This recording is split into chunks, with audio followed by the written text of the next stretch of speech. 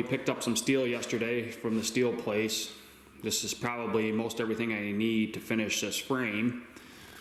But right now we're gonna head down to Fastenal in Oneonta because my motor, my engine block and timing cover are here on a pallet shipped up from New Jersey.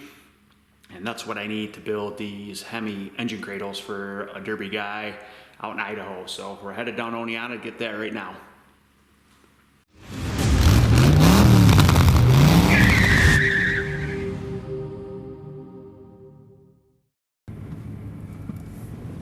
And there it is, the remnants of a 5.7 HEMI.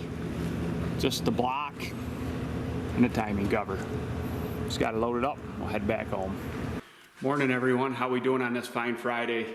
So I got back here with the motor. I got it on some sawhorses for now. I was going to put it on my engine stand, but I remembered I got to be able to access the back of it to put that mid plate on it. So I'm real excited. I'm looking real forward to showing you how to build a HEMI cradle, the second of its kind. We'll take a look at it quick. We got it here on the stand right now.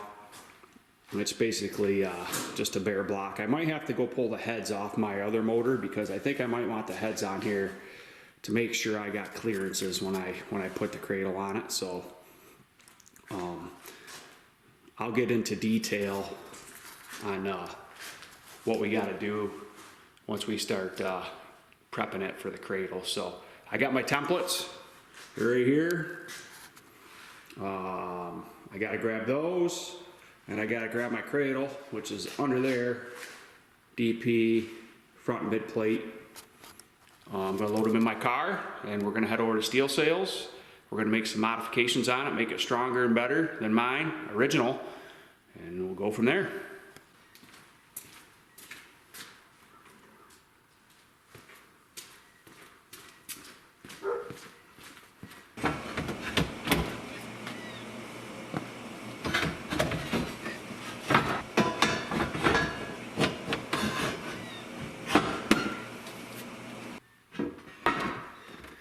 Maximum load capacity for the Camry.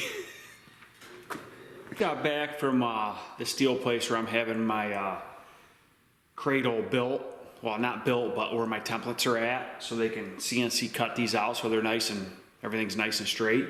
So we're gonna start working on this block. We gotta trim this timing cover down so everything is nice and flush, and I'll explain what we're doing right here. So when you look at this timing cover from the side, you get a pretty good idea what's going on. See that big molded bracket hanging out there? I don't know if that was for a water pump, or not the water pump, but I don't know if that was for like a alternator or whatnot, but that has to get cut off flush. We have to cut that off way back into here. Everything has to match. I'll show you a good angle. This right here. See how that's back, and then this kind of comes out and it comes all out. All this has to get cut off. So when I bolt my front plate on, it's sitting flush against here, and it's flush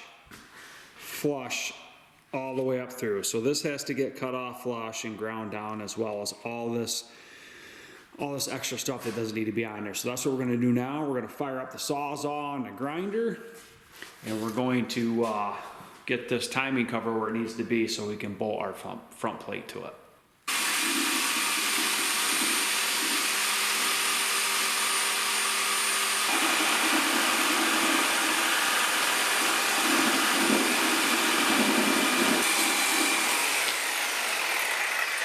There's one piece off. I'm probably going to put my longer blade on it to get some of this housing, but this takes a few minutes. You know, you're cutting and grinding, and I'll put a straight edge on it to make sure it's perfect.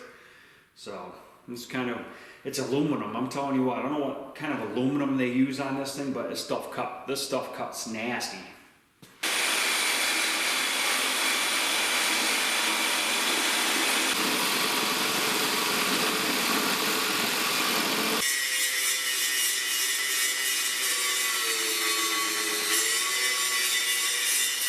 Close to having this timing cover where it needs to be. I've been cutting and grinding for about an hour. I got a little bit more left to trim off this. I'll show you where it's at. So we got to take this off right here. You can kind of see where I've started it right here. We got to be careful because the crank sensor goes right there. So we got to be careful because it bolts on right there. So you have to almost take this off and work around that and come around the back side. And we have to be flush right here. I'll show you. You can see that little bit that's hanging out past there. We got to take that off. So that's what we're working on right at this moment. A little bit left, and then you'll see when I put my template up there, it's actually notched out to go around that crank sensor. So we got a little bit left.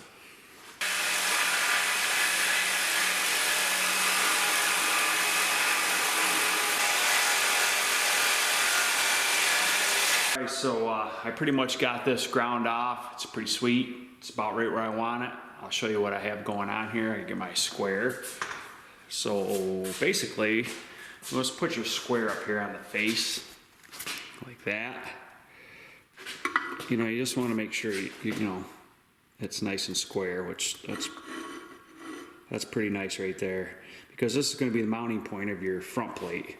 So you know you want this stuff square. You don't want this, you know, ground back so it's like a angle going away, because then you're not going to have a nice tight seal when you put your right stuff on there. So we have it pretty much ready to mock up my template right there. So we're going to put that template on right now and see how it looks.